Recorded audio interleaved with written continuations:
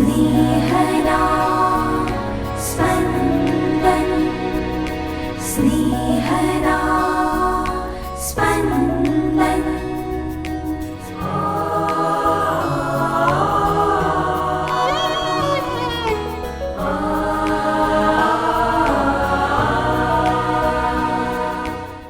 સામાન્ય કાળના ત્રીજા અઠવાડિયાનો મંગળવાર.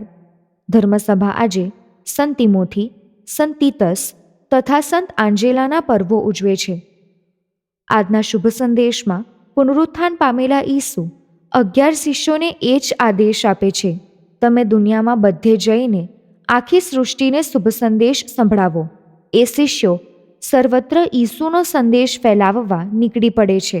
એમાંના એક સંત થોમાસ ઠેઠ ભારત સુધી આવી પહોંચે છે. સાંભળીએ સંત લુકકૃત શુભ સંદેશ, અધ્યાય 10, કડી 1-9. આ પછી પ્રભુએ બીજા 72 શિષ્યોને નિમીને 2-2ની ટુકડીમાં પોતે જે શહેર કે ગામ જવાના હતા ત્યાં અગાઉથી મોકલી આપ્યા. અને તેમણે તેઓને કહ્યું, ફસલ ખરેખર મબલક છે, પણ કામ કરનારા થોડા છે. એટલે તમે ફસલના માલિકને પ્રાર્થના કરો કે પોતાની ફસલ લણવા માણસો મોકલે. ઉપડો અને ખ્યાલ રાખજો, હું તમને વરુઓની વચ્ચે ઘેટાની જેમ મોકલું છું. સાથે પૈસાની કોથળી કે જોડી કે પગરખાં રાખશો નહીં. રસ્તે કોઈને જય જય કરવા રોકાશો નહીં. કોઈ પણ ઘરમાં દાખલ થાઓ ત્યારે પહેલાં આ ઘર ઉપર શાંતિ ઉતરો એમ કહેજો. જો ત્યાં કોઈ શાંતિપાત્ર માણસ હશે તો તમારી ઈચ્છેલી શાંતિ તેના ઉપર ઠરશે, નહીં તો તે તમારી પાસે પાછી આવશે. એ જ ઘરમાં રહેજો અને તેઓ જે કંઈ જાર બાજરો ખાતા હોય તે ખાજો, કારણ કામ કરનારને રોજીનો અધિકાર છે.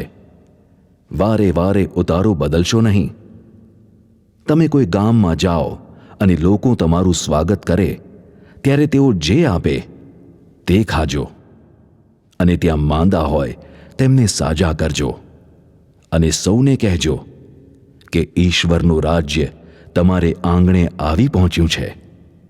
स्नेहदा स्पन्दन स्पन्दन। ઈસુની દ્રષ્ટિએ ફસલ એટલે કે કામ જાજુ છે. કામના પ્રમાણમાં કામ કરનાર થોડા છે. ઈસુ જેઓને કામ માટે મોકલી આપે છે તેઓને પ્રાર્થના કરવા કહે છે કે પ્રભુ કામ કરનારાઓની સંખ્યામાં વધારો કરે. પરિવારમાં દંપતી પ્રભુ પાસે સંતાનની ભેટ માગે છે. ભૂતકાળની સરખામણીમાં આજે પરિવારમાં બાળકોની સંખ્યા ઘણી ઓછી છે. પરિવારમાં સંતાનો હોય એ તો ઈચ્છવા યોગ્ય છે, જેથી પરિવારનો વ્યવસાય ચાલુ રહે. પુરોહિત વર્ગ અને સંન્યસ્ત વર્ગ તો નિયમિતપણે પ્રાર્થના કરે છે કે પ્રભુ તેમના સંઘમાં યુવક યુવતીઓને મોકલે. પ્રભુ જ એકમાત્ર વ્યક્તિ છે જે યુવક યુવતીને સંન્યસ્ત જીવનના માર્ગની હાકલ કરી શકે છે. લગ્ન જીવનની હાકલ કરનાર પ્રભુ જ છે. આપણે દરેકે આપણા યુવક યુવતીઓ માટે પ્રાર્થના કરવી જ રહી કે સમય થાય ત્યારે આ આપણા યુવક યુવતીઓ પ્રભુએ બતાવેલો લગ્ન જીવનનો અથવા સંન્યસ્ત જીવનનો માર્ગ લઈ શકે. પ્રભુનું કામ એટલે ઈશ્વરના રાજ્યનો પ્રચાર અને પ્રસાર કરવાનું. જેઓ લગ્ન જીવન જીવે છે તેમણે કુટુંબમાં સ્થાયી રહીને કુટુંબમાં જ ઈશ્વરનું રાજ્ય ફેલાવવાનું છે. ઈસુની પાછળ તો હજારોની સંખ્યામાં લોકો જતા હતા. આ હજારોમાંથી ઈસુ માત્ર 72ને નીમે છે. તેઓ ઘરબાર છોડીને પોતાના પરિવારમાં સ્થિર થવાને બદલે લોકો મધ્યે એક ગામથી બીજા ગામમાં ઘૂમતા રહેશે. ઈસુ આવા શિષ્યોને સૂચનાઓ આપે છે જેને આધારે જે કામ કરવાનું છે તે કામની સમજ વિકસે. કામ જોખમકારક છે એ સમજાવવા ઈસુ રૂપક વાપરે છે વરુઓ વચ્ચે ઘેટા. કામ પ્રભુ આધારિત છે એ સમજાવવા ઈસુ શિષ્યોને નથી રોકડ રકમ અથવા નથી માલ સામાન પર આધાર રાખવાનું કહેતા. આ બધાની જરૂર નથી. કામ તાકીદનું છે એ જણાવવા ઈસુ શિષ્યોને રસ્તે મળનાર સાથે સમય બરબાદ ન કરવા કહે છે. કામ નાનકડા પરિવારથી શરૂ કરવાનું છે. એટલે પરિવારમાં પ્રવેશતા જ ઈસુ પરિવારમાં શાંતિ માટેની પ્રાર્થના કરવા કહે છે. કામના મૂળ ઊંડા નાખી શકાય એ હેતુસર ઈસુ એક ઠેકાણે ટકી રહેવાનું કહે છે.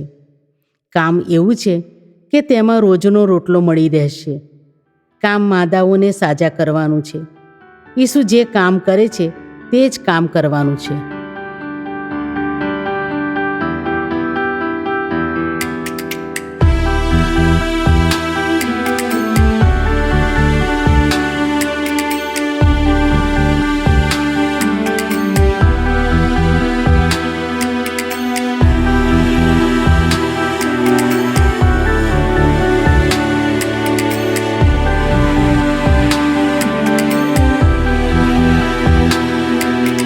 પડખે મારી તું જ છે, સાથે મારી તું જ છે.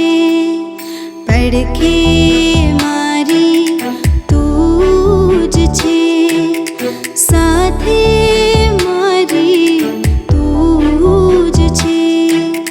મારું જીવન તું છે પ્રભુજી, જીવન તું છે પ્રભુજી. તું છે, તું છે, તું જ છે.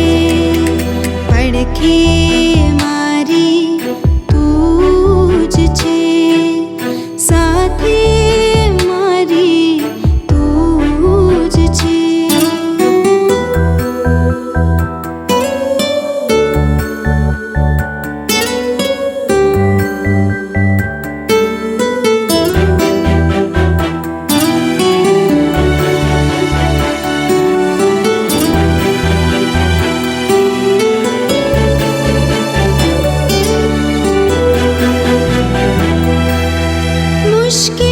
મુશ્કેલીઓની વચ્ચે પ્રભુ તું સુંદર રાહ બતાવે.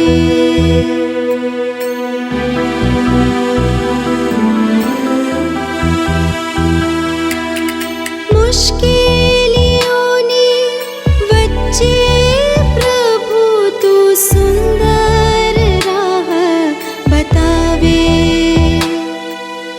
ખોવાઈ જાઉં જગમાં જ્યારે સામે શોધવા આવે. નિરાશ મુझને ઘેરી વળે ત્યારે, નિરાશ મુझને ઘેરી વળે ત્યારે, આશા પ્રભુ તું જ લાવે. પડખે મારી તું જ છે, સાથે મારી તું જ છે.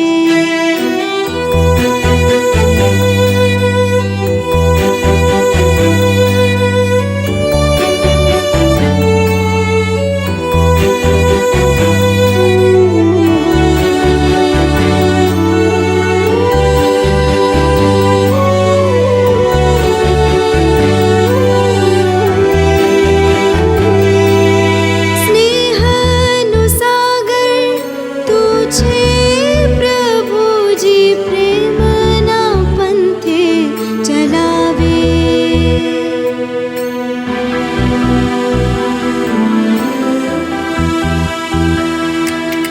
સ્નેહનો સાગર તું છે પ્રભુજી, પ્રેમના પંથે ચલાવે. સમાઈ જાવા તુજમાં હર પળ, હૈયું મારું તલસે. બસ એ જ મારી ઝંખ નાચે, બસ એ જ મારી ઝંખ નાચે. તેથી પ્રભુજી મમ જીવ ધબકે. પડખે મારી તું જ છે, સાથે મારી તું જ છે. પડખે